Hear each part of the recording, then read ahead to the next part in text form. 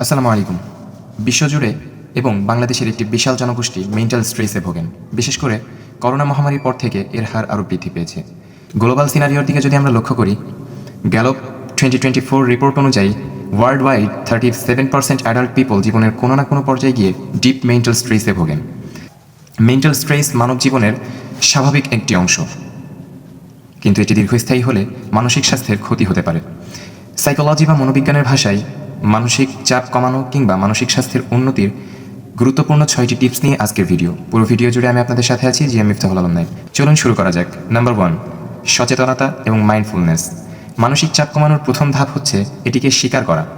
Mindfulness meditation, বর্তমানে কী ঘটছে সেদিকে মনোনিবেশ করা, কেননা এটি মস্তিষ্ককে শান্ত রাখে এবং দুশ্চিন্তা কমায়।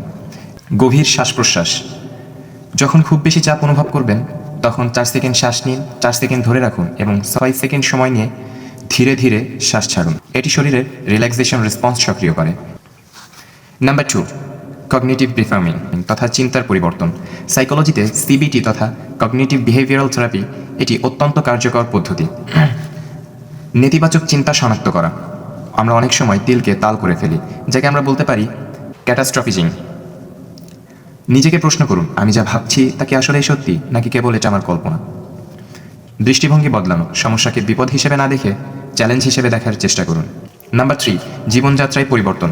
মানসিক স্বাস্থ্য সরাসরি শরীরের সাথে যুক্ত। পর্যাপ্ত ঘুমের অভাব মেজাজ খিটখিটে করে এবং স্ট্রেস হরমোন ইনক্রিজ করে। এজন্য দৈনিক 7 থেকে 8 ঘন্টা ঘুম নিশ্চিত করুন। ফিজিক্যাল এক্সারসাইজ করলে অ্যান্ড্রোফিন নামক গুড ফিল হরমোন নিঃসৃত হয়, যা ন্যাচারালি মানসিক চাপ কমায়। ওয়েল ডায়েট, অতিরিক্ত ক্যাফেইন বা হোয়াইট পয়জন তথা চিনি এড়িয়ে চলা। Number 4, social support. মানুষ সামাজিক জীব, একাকিত্ব মানসিক চাপ বাড়িয়ে দেয়। এজন্য প্রিয়জনদের সাথে কথা বলুন।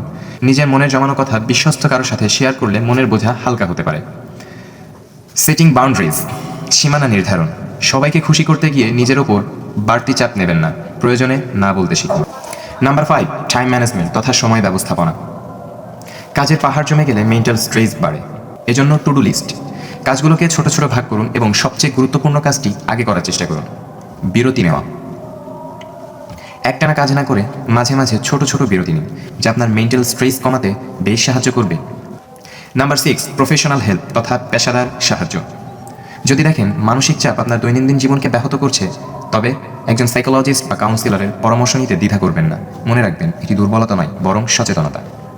পরিশেষে সাইকোলজি তথা মনোবিজ্ঞানের ভাষায় যে 6টি পয়েন্ট নিয়ে আলোচনা করলাম, এই 6টি পয়েন্ট যদি আমরা মেনে চলতে পারি, তাহলে আশা রাখছি মানসিক চাপ থেকে ক্রমশই আমরা মুক্তি পেতে পারি। আসসালামু আলাইকুম।